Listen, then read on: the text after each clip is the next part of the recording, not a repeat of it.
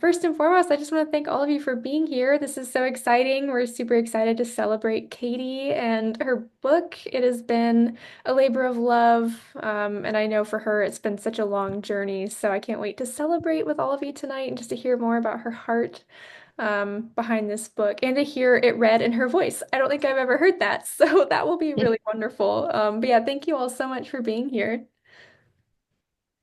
Thanks, Madison. Um, Thanks everyone for coming to support me. I'm a bit nervous because I've never launched a book before. And this work, as Madison had said, it's been a long journey. It's been over 12 years of writing and imagining this story. So it's so exciting to finally have the launch date today.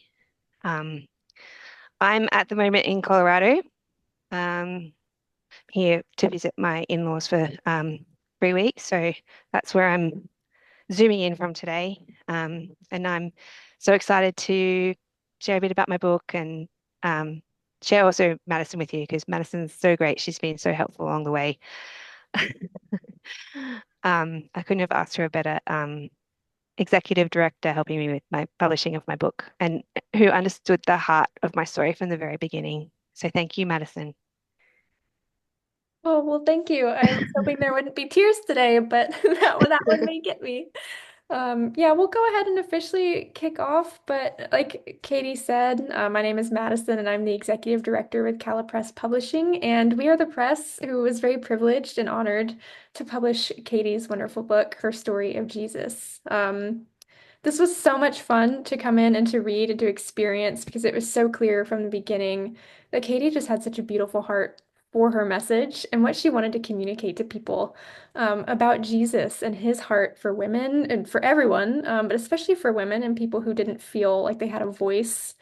So it was just so wonderful to hear her heart, to live in her stories over the past year or so, and just to really understand where she's coming from, and to also for myself to be ministered to about Jesus and his heart for me, and to see how we can take these stories, the Gospels, and they can apply to our lives. We can meet Jesus through Scripture. These aren't just this isn't ancient history, this is something that we get to learn from today and be ministered by today by God. So I'm just so grateful that you're here, so grateful to celebrate Katie, to be at this day is just a wonderful milestone moment for any book publishing process. And I'm just really grateful. And Katie, I will go ahead and let you share any words that are on your heart as we kind of lead into this time, and then we can get started. I think the only word I have is thank you for letting me publish this with you, um, Madison and Samantha at Colour Press. And thank you for accompanying me on the journey. And everyone who's here um, knows me from different parts of my journey. Some from earlier in my life. My mum's here. She's known me right from the beginning. There's other people from school here, Christine and Tina, my cousins, Kate and Matt. Myri, I've only met you a few weeks ago. Rachel McLaughlin's here. She used to be my spiritual director a long time ago. Um, so you're all part of my journey, and I'm so glad to be sharing this with you today. That's so wonderful. Well, Katie, I will let you lead us into a time of reading. I can't wait to hear your story that you selected in your voice because that is just so special when an author reads their writing in person. So yeah, I will let you kick us off with the story and just kind of explaining why you selected what you did. Well, I selected this story for a few reasons. I've selected Anya the Bleeding Woman is Healed because it was the first short story I actually had published on the Colour Press website. And it was my first contact with Samantha, the owner of Colour Press. It's also because my stories are quite long and it's actually the shortest one, but that's a secondary reason. Um, so it's about the hemorrhaging woman and how she is healed by Jesus. Um, so would you mind if I just kick it off and go for it? Okay, thanks, Madison.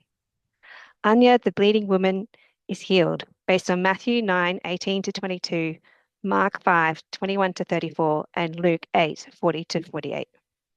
Plop. A water droplet fell on Anya's head. The moisture shocked her from her sleep, and she opened her eyes. Her sparse single-room dwelling was still dark, with just a hint of morning light creeping in through the small, high window overhead. A light rain pattered against the rooftop. Remembering the significance of the day, Anya felt grateful that the rain had awoken her despite her frustration about the dilapidated roof, a repair she had neither the financial means nor the physical ability to address.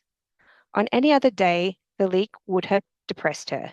But today, Anya hoped that her life would change, and that hope cheered her.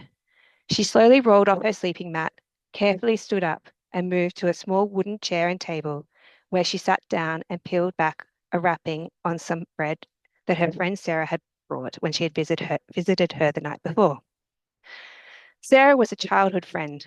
Although she was the same age as Anya, she looked like and exuded the spirit of someone years younger.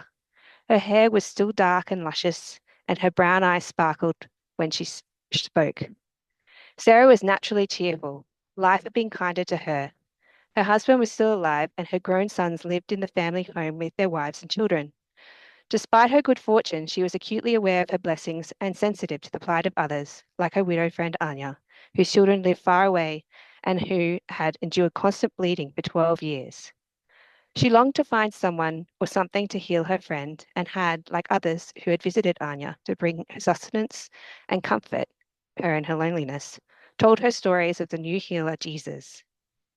When Sarah spoke about Jesus, Anya could tell she was trying to restrain her excitement and was careful not to pressure Anya into seeking his healing touch. Sarah knew better than anyone else how many disappointments Anya had suffered from countless visits to healers and physicians, to whom she still had paid large sums, all to no avail, none of whom had been able to heal her. Word is that he has just been in the region of Gerasenes, where he healed a demon-possessed man, Sarah had told her last night. He is on his way back, crossing the Sea of Galilee with his disciples, and will likely be in this very town in the morning. There are reports that he and his followers will set up camp on the seashore. Anya had tried to downplay her delight as she listened to Sarah's news about the healer.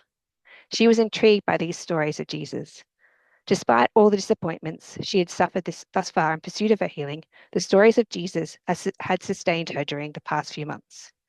In her darkest moments, she would recall these stories and they would give her hope. Something about the way people described Jesus made her feel optimistic about the possibility of being healed, and that optimism gave her peace about life in general. This peaceful hope did not make a lot of sense given all that she had been through. But based on everything her friends had told her about Jesus and his message about God's love for the sick and downtrodden, not to mention all the miracles he had performed, Anya believed that if she could just get close to Jesus, things would be different. She knew he had the power to heal her because he carried God's love in his healing touch. Anya had promised herself that if Jesus came to a place near her home, she would make every effort to get as near to him as she could. Anya thought it best if she remained as inconspicuous as possible, so she would not need to discuss what she had done with anyone if Jesus did not heal her, and then no one could disapprove of her venturing out into public while still unclean. After Anya finished eating, she bathed herself as best she could using a damp watercloth and balsam. She wanted to ensure the smell of her bleeding did not alert anyone to her presence. Anya then slowly dressed in a plain cloak and covered her head with a shawl. The lackluster dress made her sallow skin look even more discolored.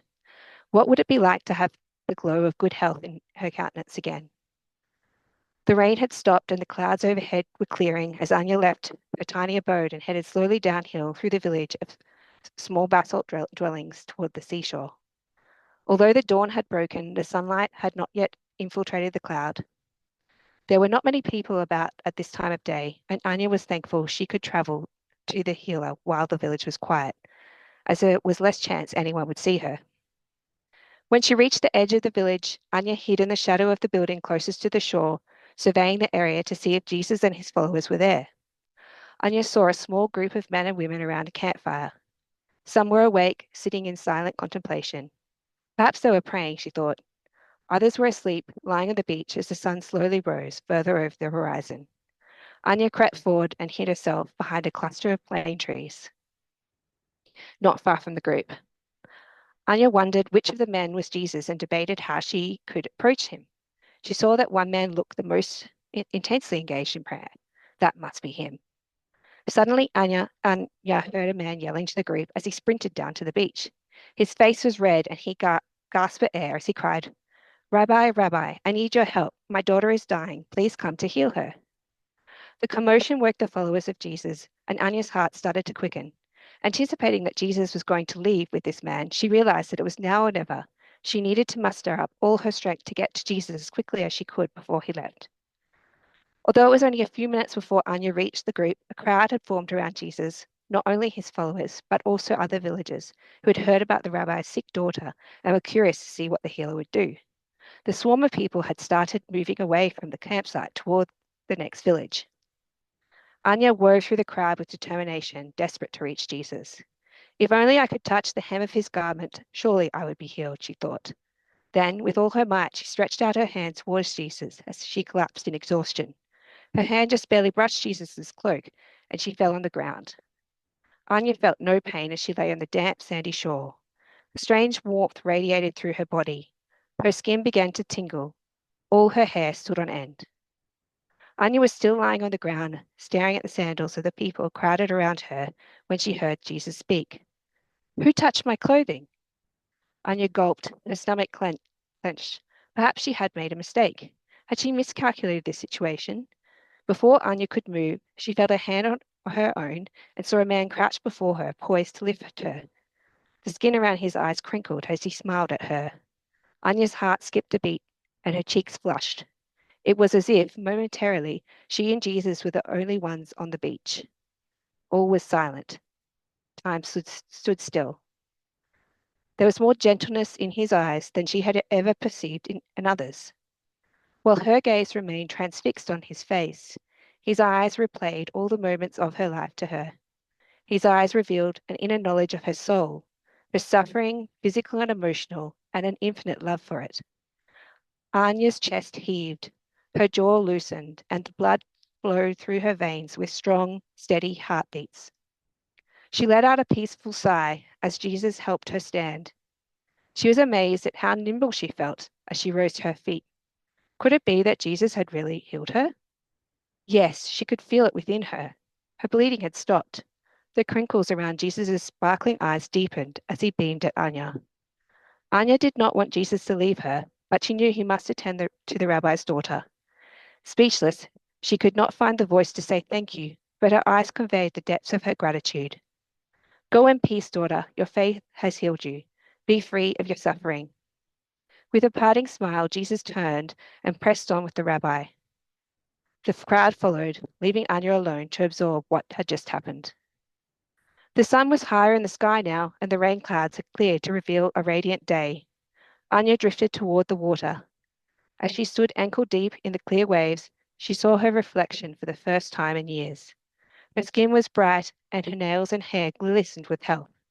Anya waded further into the cool water, realizing that for the first time in years, she could make concrete plans about what she wanted to do with her life. But there would be another time to make plans. Now it was just time for rejoicing, thanksgiving, and taking in the wonder of this glorious day. Anya ventured further into the water and lay on her back with her arms spread out like a star, gazing up at the clear blue sky.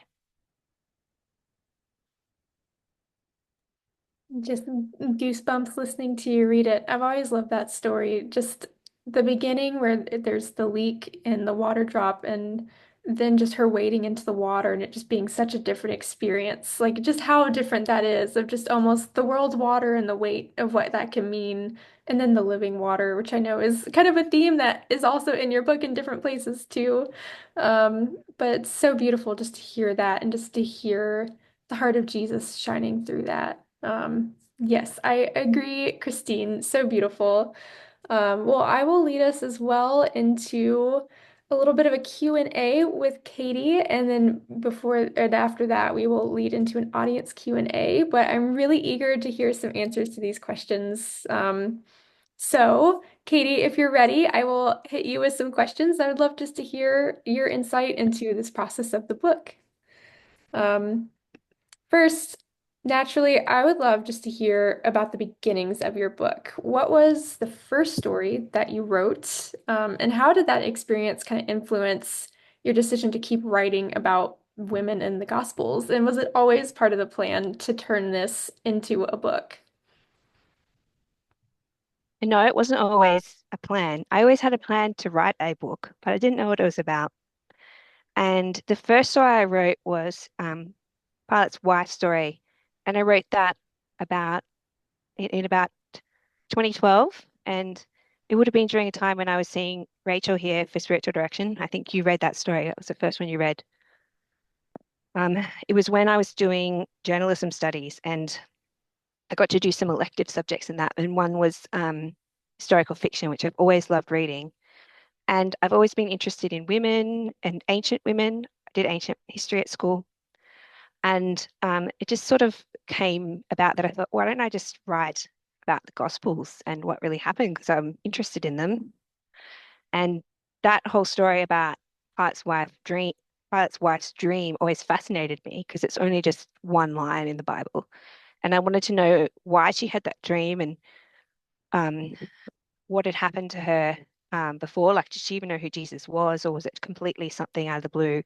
Like, she'd never met him, but she knew like a prophetic dream, like a foreknowledge thing or something.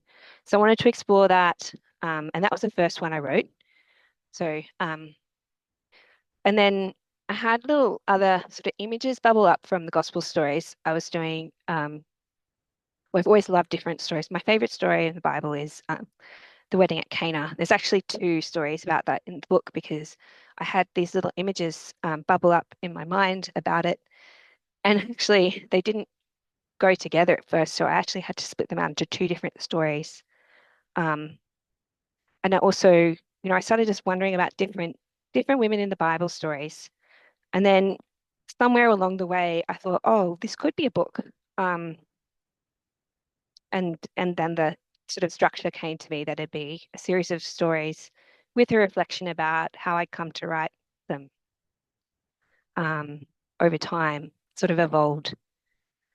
And there were some parts of the book that I couldn't write about for a while, and I had to sort of go through certain things in my life to understand them a bit more, so that they were ready to be written by me. An example of that is probably one of the Wedding of Cana stories about the bride getting married and what she was going through. Um, yeah, so it's sort of an evolution. And I talk about in the introduction, I also talk about how I started from sort of being far away and ended being close to Jesus and being able to see his face. And that's in the resurrection story with Joanna. That Yeah. was one of the last ones I wrote. It wasn't the actual last, oh no, it was probably three-quarters of the way through. Yeah, that one. That was probably an important moment in my prayer life because I'd never actually been able to see Jesus's face in my imagination before that time. Yeah, it's so beautiful. And that's actually a question that I have is what did that process look like? Because you're talking about the images bubbling up. And I know you talk about, imaginative prayer playing such a big role in this book. And you even in your introduction talk about your own little spin of investigative imaginative prayer, which I really loved. So what did the process look like for you, writing this book and compiling everything? And especially I'd love to hear how that imaginative prayer played a role in the writing of the book. Um, yeah, so imaginative prayer is like an Ignatian form of prayer.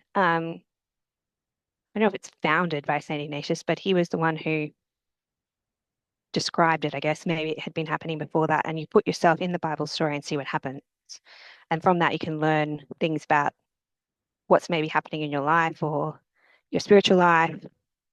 My book is a little bit different though, because it's more based on wanting to know the facts of what happened, but also experience it from the point of view of people that are in the stories.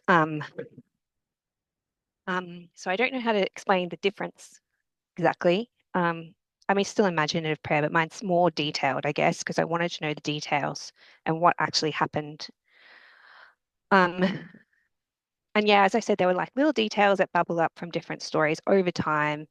And I wanted to get this sort of clear chronological view of Jesus from different women's points of view. There were some frustrating times. I did a podcast, the Purposeful Pen podcast, and I talk a bit about this liminal space and sort of the frustration when you want to write something, but you can't write it and nothing's coming, even if you have the time to do it. Um, and I realize when I look back now that things were happening within me during that time that that were helping me to write the next part of the book, or I was learning life lessons that helped me with the next part. Hmm. Yeah, does that answer the question, Madison?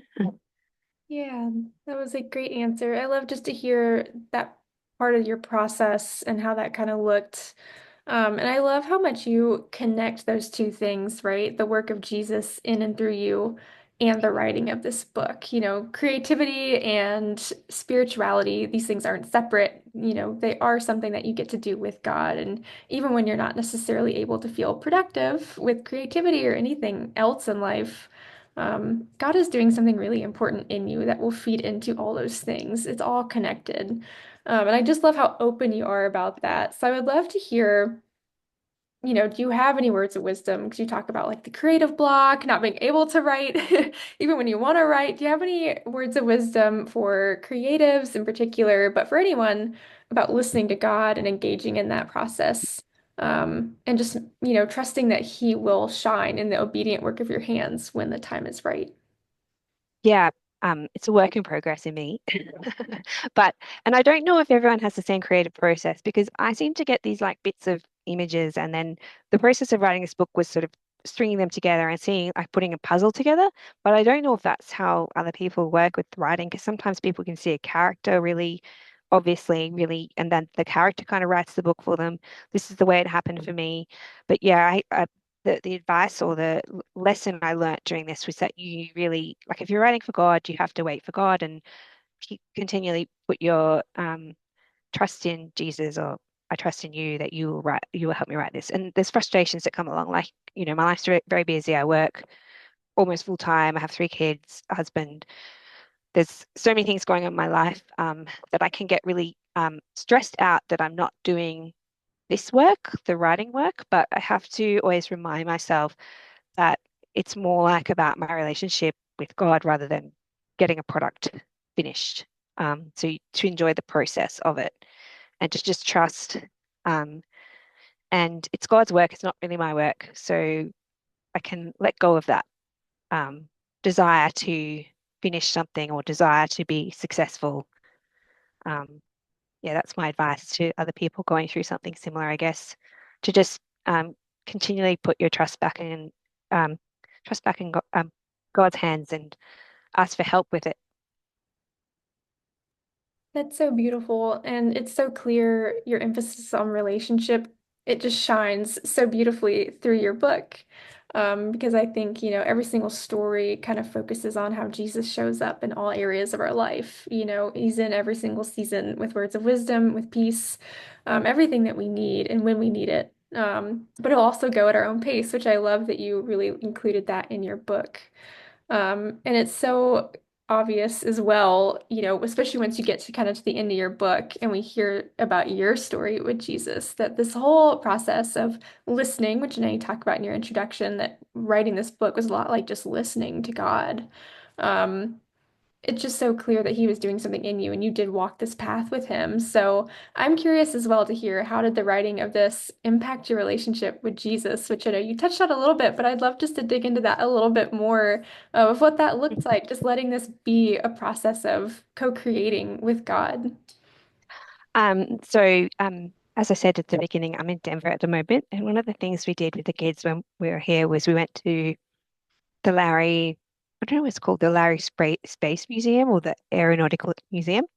And one of the things they had there, they had all these interactive things for kids, was this, you went into this circle and it had all these cameras around you. And then you stand in the middle of the circle and it takes like a picture from all these different cameras at the same time. And then afterwards, it shows you like a little video of your picture, like and what you look like in 3D. I guess that's what this book did for me. It gave me a more three-dimensional picture of who Jesus is. I could see him more clearly um, in my imagination, and he became more tangible for me.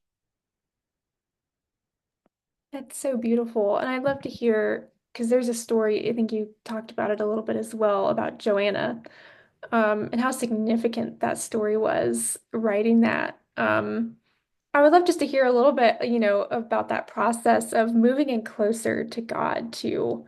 Because I think, sometimes we can feel like, especially if we've been in the faith a long time, like, oh, we should be at a certain place with God, or my faith should look a different way. So, what did that look like for you, kind of writing these stories at your own pace?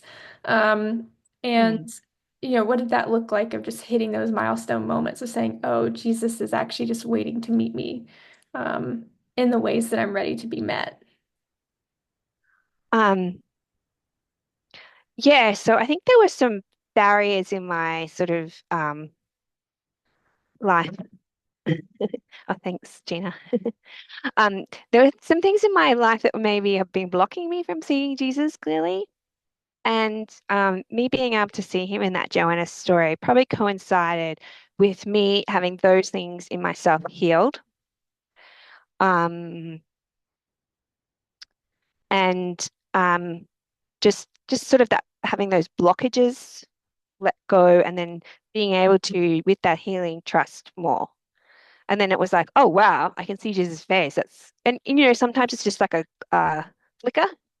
It's not like a big obvious moment. It's like, but then you go, oh, that's actually just like a second, but to focus on it, and then you go, no, that's actually from God, that image.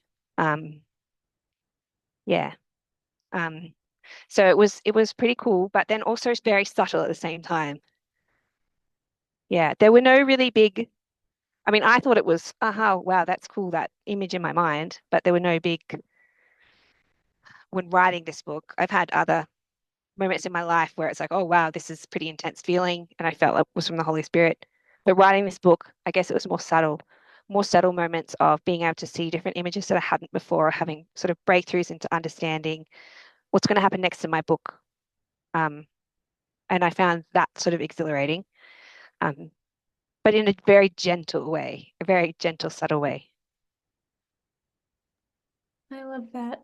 How did you learn to trust that? Because obviously, God speaks to each of us differently, and not all of us, see images or, kind of learn to listen in the way that you were listening while writing this book. So I would just love to hear, all your wisdom that you've learned of how did you learn to trust, okay, this is the Holy Spirit and this is what he's showing me, even if it is subtle. I know that that's his voice. Just curious to hear your wisdom in that, because obviously you have such wonderful experience and it just really shines through your book. Anything that makes me feel more peaceful and draws me closer to God, I would feel is from God. Um, and it fit in with my book, and it looked like it was, oh yeah, that's a story. That's when I would trust it, if it fit in well with the story and it felt like it was the jigsaw pieces coming together.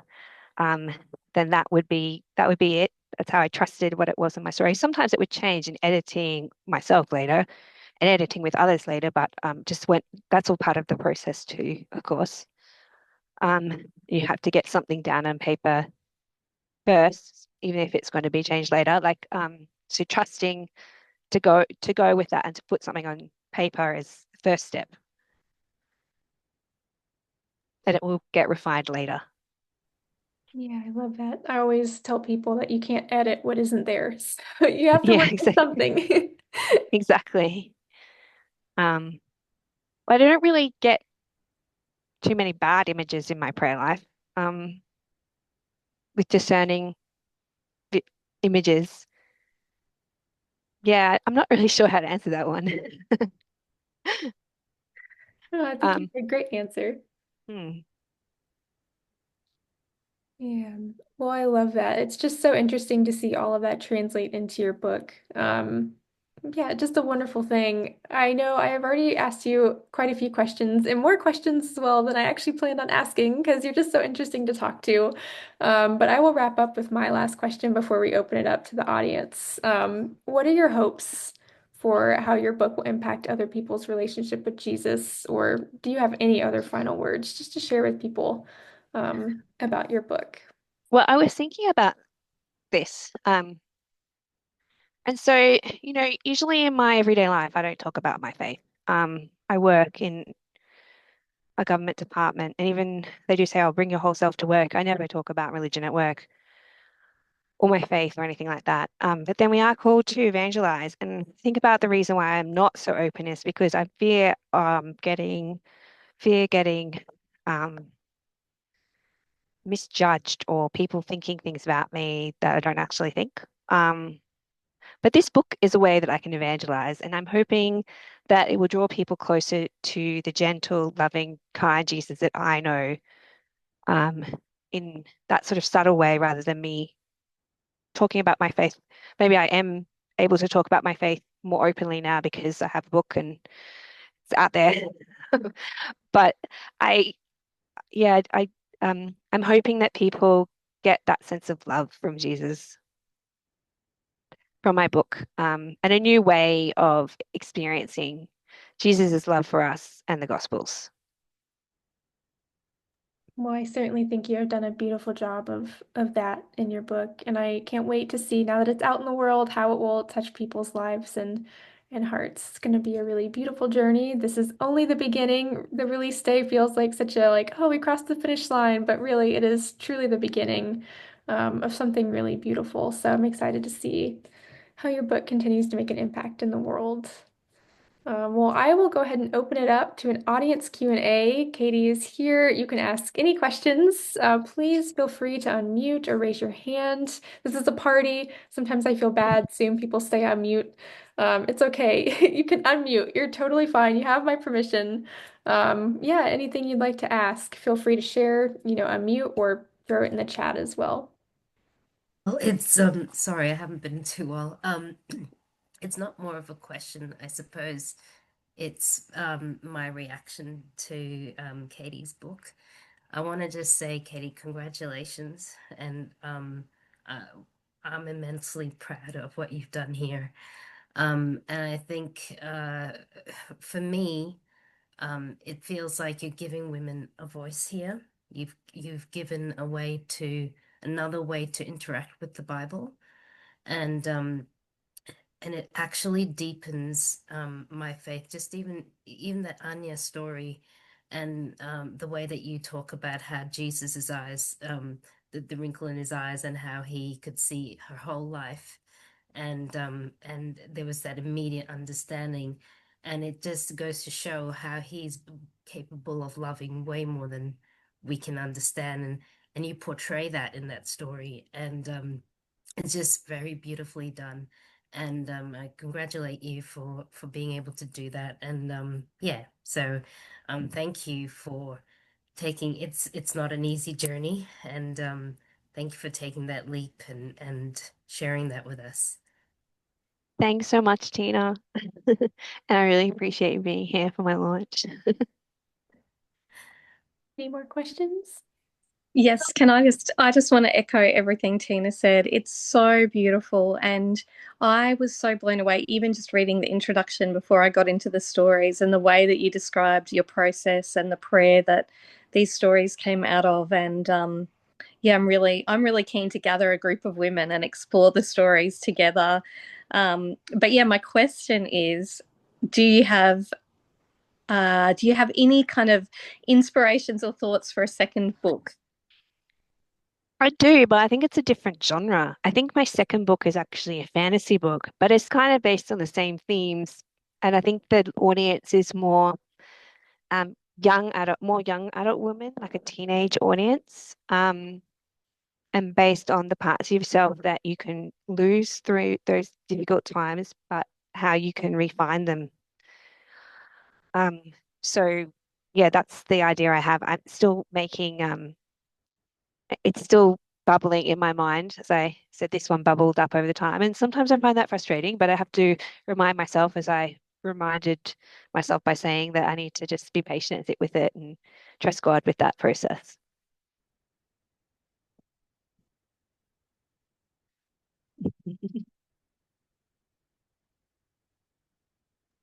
Wonderful. And it looks like Rachel had a question in the comments as well in the chat. Um, Hi, Katie. Congratulations. Sorry, I am in a crowded office, and thus through chat, I am hoping to read and share stories during retreats with educators in the large Catholic education system I'm working. Each story is like a retreat itself. Can I ask if you have any favorite feminist theologians you relied on? Ooh, feminist theologians. They're not really specifically feminist theologians, but I do have Joan Taylor, who is an endorser of the book, and she's a female. And I do mention it in the thank you notes, but I watched some videos that her and Helen Bond put on SBS, which is for those who are not from Australia, it's Special Broadcasting Services. I actually found it on YouTube, and they go and they look at they really focus on Joanna too. That's why I ended up writing about Joanna. They go and look at the Holy Land, and they talk about who Joanna was and where these people had lived and what their lives were like. And that's sort of so there's Joan Taylor, Helen Bond, there's another lady called Paula Gooder. And Paula Gooder actually has written a lot of she's written a lot of historical fiction based on on the Bible, but it's from Acts. It's more of the after the Gospels. But she wrote one called Phoebe. And those three are all friends. Colleagues or friends. So they have some good videos on YouTube if you're interested in that sort of thing.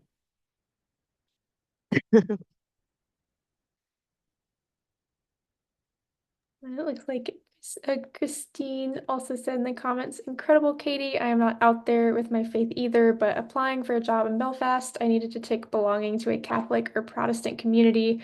It was a little scary given the context, but God brought me the moment of revelation and disclosure. Just wanted to jump on and say congratulations. I'm really proud of you. I Oh, haven't had thanks, Emily. I haven't had a chance to read it yet because I just finished school and now I'm studying, so I'm away. But when I get back, I plan to get it. So I'm just really proud of you. You've done a great job. Oh, thanks, Emmy. Thank you so much. Emmy's coming from Halifax in Yeah. Canada today. Well, actually, I'm at St. Francis Xavier University for 2 weeks. So I'm just doing some studies. So I go back Oh, to okay. Halifax. Which city? Sorry. Anthony, about 2 hours outside of Halifax. Oh, cool. Yeah. Nice. So, but I can't wait to read it. It's my plan for as soon as I've finished this study. Thanks, I'll finish it. Emily. Emily's mum actually had a big impact on my faith, and she's referred to as a wise woman in one of my reflection pieces, if you look in the book. Um, in the Martha and Mary piece. Yeah, yeah. I grew up with Emily and her family. Any other questions? Also, I just have to thank all of the Australian people for showing up and sticking with us. I know the time zone difference from Australia to the US is quite tricky to navigate sometimes. Yeah, it's not much of an overlap, unfortunately. Um, but yeah, it worked out that I happen to be in the States, so I'm on more Madison's time at the moment.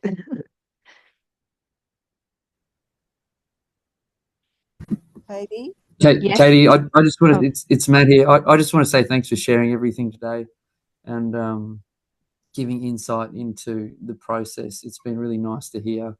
And I know Kate and I are really, really proud of you, and you should be really proud of this. So just thanks for how you've answered all the really great questions from Madison this morning. thanks so much, Matt.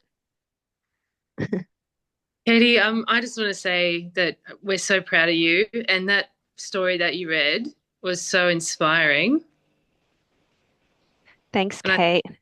I'm just so proud of you. And you're a great writer. Oh, thanks, Kate. Um, these are my cousins, Kate and her husband, Matt. I'm also married to a Matt. So lots of similar names. Well, Katie, you did it. Congratulations. Thanks, Mum. Well done.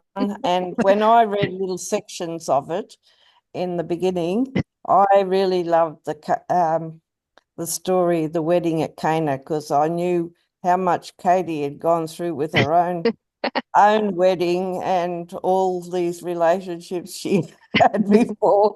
So I thought it was really great. But you really need to take time and reflect on it. It's not a book you can just sort of read as a story. You've got to reflect on it and take it in. So um, I've ordered the book, Katie, Oh, and really? my brothers ordered it too. Not my brother, my son. Ben's ordered it, and he said, "I'll have to get her to sign it when she Oh, comes." oh, that's cute. Hey, good job, mate. Thanks, Mum. Katie, I totally agree with your mum and everything that people have said today. So proud of you. Wonderful, wonderful person to come from Bridgetine. And I'll spread the word, all your other teachers. I'm seeing some today, and just congratulations. And I'm really looking forward to reading it shortly. Thanks, Gina. Well, you do have a school connection, so I noted that there is a website that's selling it for cheaper than the Amazon price, but you have to have a school or a public library to be able to order it off there because there's an issue with Amazon. I know you Aussies know that the price is a bit much at the moment. So yeah, I can text that to you, Gina. Thank you. Good. And I'll explore that and pass it on. Yeah. Congratulations, Katie. And I feel Thank so privileged to have oh, been here this morning. thanks so much, Gina. Gina's my English teacher from school, and she's also the matriarch of my school, Bridgetine in Brisbane. That's what I call you, Mrs. Oh, Brosnan. thank you. Thank you. Oh, this is really wonderful. If we don't have any more questions, I would just love to thank all of you so much for being here. Again, I know the time difference if you're in Australia is quite different. So I just appreciate you being here and celebrating Katie with us. It is such a joy to work with her, to know her, to benefit from just the wisdom that she has and just oozes in her writing and when she speaks. It's just such a gift to know her and to love her and to work with her. So thank you so much, Katie, for writing this book. And I will also give you a few minutes if you'd like, just to share any parting words before we get to the fun part of the giveaway. I think I've said everything I want to. I just want to thank you all again for coming and investing in me and with this time for this launch. I really appreciate it. It's a bit scary publishing this book because it's so personal, and I appreciate your support. Um, yeah, so thank you so much.